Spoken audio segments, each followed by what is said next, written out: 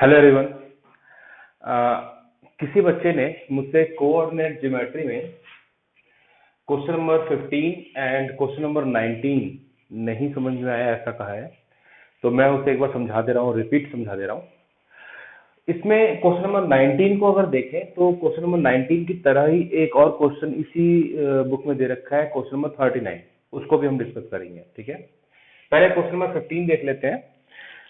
Question number 15 में आप अपने बुक में पहले ओपन कर लीजिए। If the point P 2,1 lies on the line segment joining this and this, then अगर क्वेश्चन के हिसाब से देखें तो ये कह रहा है कि A और B दो पॉइंट्स हैं जिन्हें जो मिलाने वाली जो लाइन है, लाइन सेगमेंट, उस लाइन सेगमेंट पर एक पॉइंट P है। बट ये पॉइंट P क्लियर नहीं कर रहा है कि वो A और B के बीच में है, मतलब इंटरनली इंटरसेक्ट करता है या बाहर है, A और B के पॉइंट से थोड़ा बाहर है इसी लाइन पर, बट ए और बी पॉइंट से बाहर की तरफ है, एक्सटर्नली है। यहां पर 10th क्लास में आपको केवल इंटरनल पॉइंट्स दिखाई देगा, मतलब आपके टॉपिक में है। फर्स्ट ईयर में एक्सटर्नल नहीं, सॉरी, इंटरनल के साथ एक्सटर्नल भी आ जाएगा, जहां ए और बी पॉइंट्स के बाहर कोई एक पॉइंट होता है जो ए बी रे को किसी रेशियो में कट कर रहा होता है। बट मैं उस वाले तरीके से समझाऊंगा नहीं, मैं आपको यहाँ पे दूसरा तरीके समझाता हूँ। आपको करना क्या है कि पी ए की डिस्टेंस को फाइंड करना है, फिर ए और बी के डिस्टेंस को फाइंड करना है, और फिर हमें ये चेक करना है कि इन दोनों का जो रेशियो है वो कितना है, फिर ऑप्शन से हमें मैच करवा देना है। तो पहले हम एपी का लेंथ फाइंड करेंगे। एपी इक्वल टू डिस्टेंस कितना, फॉर्मूला हो जाएगा x2 माइनस x1। ये x2 है, ये y2, ये x1 और ये y1। तो 4 माइनस 2 का होल स्क्वायर प्लस 2 माइनस 1 का होल स्क्वायर। 4 माइनस 2, 2 का स्क्वायर 4 प्लस 1, स्क्वायर रूट निकालोगे तो ये √5 हो जाएगा। ये क्या है, एपी। अब मैं ए बी निकालने जा रहा हूँ। ए बी इक्वल्स टू, फिर से डिस्टेंस फॉर्मूला लगाने जा रहा हूँ मैं। ये x2 y2 मान था हमने, इसे x1 y1 मान लीजिए। तो 4 माइनस 8 का होल स्क्वायर प्लस 2 माइनस 4 का होल स्क्वायर। 4 माइनस 8 4 का स्क्वायर करोगे तो 16 आएगा, प्लस 2 माइनस 4 2 का स्क्वायर करोगे तो 4 आएगा। इसका स्क्वायर ऐड कर दीजिए, फिर 20 को आप फैक्टराइज कर सकते हो 4 इंटू √5 में। ये दोनों को अलग अलग लिख लिया मैंने। 4 क्या हो जाएगा, 2 √5 बच गया ये। तो ए बी आ गया। अभी A B AP ratio A B find कर सकते हैं। तो AP upon AB is equal to √5 upon 2√5, √5 upon 2√5। √5 से √5 कैंसिल, ऊपर बचा 1, नीचे 2, यानी रेशियो क्या आ रहा है, 1:2। ठीक है। अब ऑप्शन चेक करते हैं। AP पहला ऑप्शन है, AP equals to 1/3 AB। AB को डिवाइड में ले आओ तो AP upon AB equals to 1/3। हमारा रेशियो क्या आ रहा है, 1/2, यानी ये रॉन्ग है, कैंसिल कर दीजिए। Second option, AP equals to PB। क्या ये AP PB के इक्वल हो सकता है, ये तो 1 और 2 है, तो ये सेकंड ऑप्शन में नहीं हो सकता, क्योंकि दोनों 1 और 2 है, अलग अलग है, तो इक्वल नहीं होंगे। ऑप्शन नंबर सी में कह रहा है PB इक्वल है 1/3 AB के। ठीक है, तो PB AB को इधर ले आइए, upon AB equals to 1/3। PB P से B तक की वैल्यू देखो, ये टोटल वैल्यू ये कितनी आई हमारी, PA 1, PA या AP 1 आई है, और AB कितनी आई है, 2। ठीक है। अब ये कह रहा है PB अपॉन AB, तो PB यहां से यहां तक इस पूरी रेंज हो जाएगी 1 + 2 3 अपॉन AB 2। तो रेशियो हो गया PB अपॉन AB होना चाहिए टोटल 3:2, और यहाँ दे रहा है PB अपॉन AB। यहाँ पहली बात तो PB देखो 1 है, और यहाँ PB कितना आना चाहिए था, 3:1, यहाँ आना चाहिए, यहाँ दे रहा है 1:3, तो उल्टा कर रहा है, इसलिए ये भी रॉन्ग हो जाएगा। मैं रिपीट समझा दे रहा हूँ। अगर PB 3 है तो AB 2 होना चाहिए। यहाँ पर PB छोटा है और AB बड़ा है, यहाँ AB छोटा है, PB बड़ा है, तो ये पॉसिबल नहीं है ना कंडीशन, ये गलत हो जाएगा। ऑप्शन नंबर डी हमारा आंसर है, चेक करने की जरूरत नहीं है।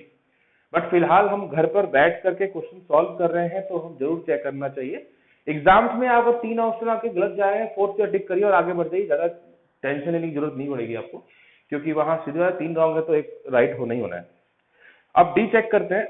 AP AP equals to 1/2 AB, AB को इधर ले आओ, तो AP upon AB equals to 1/2, और यही हमने अभी प्रूफ किया था 1/2, ठीक है ना, ये हमारा आंसर हो गया। अब हम नेक्स्ट क्वेश्चन नंबर 19 पर चलेंगे। ओके, क्वेश्चन नंबर 19 देखते हैं। इसमें आपको दिया हुआ है कि ये एक्स एक्सिस है और ये वाई एक्सिस, इन दोनों वाई एक्सिस को एक लाइन इंटरसेक्ट कर रही है इस पॉइंट ए नाम दे रहा हूं मैं, ए एंड बी पर, ठीक है। हमें बताना है ये एक ओरिजिन है आपका 0,0, ठीक है, और नाम दे रहा हूं मैं इसे। हमें बताना है कि एक तीसरा पॉइंट है, कोई और पॉइंट होगा, फोर्थ पॉइंट, जो इस ए, ओ और बी इन तीनों पॉइंट से इक्वल डिस्टेंस पर है, ठीक है। तो सबसे पहले हम क्या करेंगे, आप एक तो आप डिस्टेंस वाला फॉर्मूला अप्लाई कर सकते हैं। करना क्या है आपको, एक पॉइंट आप मान लीजिए कोई भी डिस्टेंस वाले फॉर्मूले में, मान लिया कि एक एम पॉइंट है, ठीक है ना।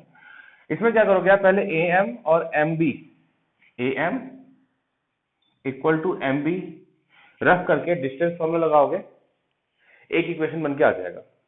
फिर ये इसको एक्स वाई, इसमें आप एक्स डैश वाई डैश मान लेना। फिर ये एम ओ इक्वल डिस्टेंस है एम बी से, एम ओ इक्वल डिस्टेंस है एम बी से, क्योंकि सभी तीनों पॉइंट से एम की जो डिस्टेंस है वो सेम। फिर आप O M equal to M B, ये डिस्टेंस का फॉर्म लगा दोगे, तो O M equal to M B, इससे फिर से आपको इक्वेशन मिल जाएगा। और third A M equal to O M करके भी कर सकते हो। फिर ये दोनों इक्वेशन को आप सॉल्व करोगे, आपकी वैल्यू मिल जाएगी एक्स डैश वाई डैश की। एक तो ये, दूसरा आप इसमें एक ग्राफ मेथड से भी कर सकते हो। देखो ग्राफ से कैसे होगा।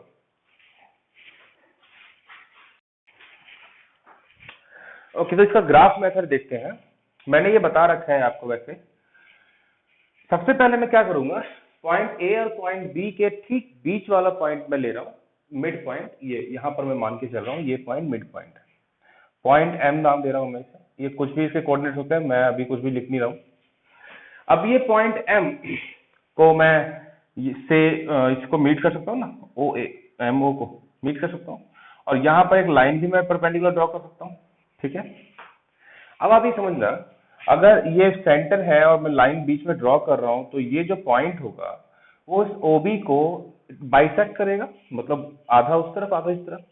ये पूरा का पूरा 2x है, तो अगर आधा आधा बांट दोगे तो ये वाला पोर्शन ये वाला x हो जाएगा और ये वाला भी x हो जाएगा। ये समझ में आ रहा होगा आपको। अब इसी तरह से यहाँ पर ये मिड पॉइंट है ना, यहाँ से लाइन ड्रॉ करूंगा अगर मैं, तो ये भी इस लाइन को बराबर बराबर काटेगा पूरा, यहाँ से यहाँ तक ये 2y है। ये 2y का मतलब ये नहीं हुआ ये पोर्शन है आपका 2y, तो y ये वाला पोर्शन ये वाला पोर्शन हो जाएगा, ठीक है ना, क्योंकि बीच में काट रहा है। अब आप समझना, मैं ट्राइंगल इसका नाम दे दूं, पी नाम दे रहा हूं इसका क्यू। आप ट्राइंगल ओ पी एम और बी पी एम में देखो, एम पी दोनों में है, ओपी इक्वल टू पीबी दोनों एक्स है, तो दोनों साइड इक्वल हो जाएंगे। तीसरा ये 90-90, तो साइड एंगल साइड से दोनों कॉन्ग्रुएंट हो जाएंगे ट्राइंगल। अगर ये कॉन्ग्रुएंट होंगे तो एम ओ इक्वल हो जाएगा ना एम बी के, तो ये इक्वल हो गया इसके, और एम बी तो पहले से ही हमने माना हुआ है कि ए एम के इक्वल है, तो ये तीनों साइड इक्वल हो गए। ओके, और हमें यही चाहिए था कि पॉइंट एम जो है वो इन तीनों ए ओ और बी पॉइंट से इक्वल डिस्टेंस पर हो, तो यहां पर एम पॉइंट इक्वल डिस्टेंस पर है। अब हमें इस एम पॉइंट के कोऑर्डिनेट फाइंड करने हैं।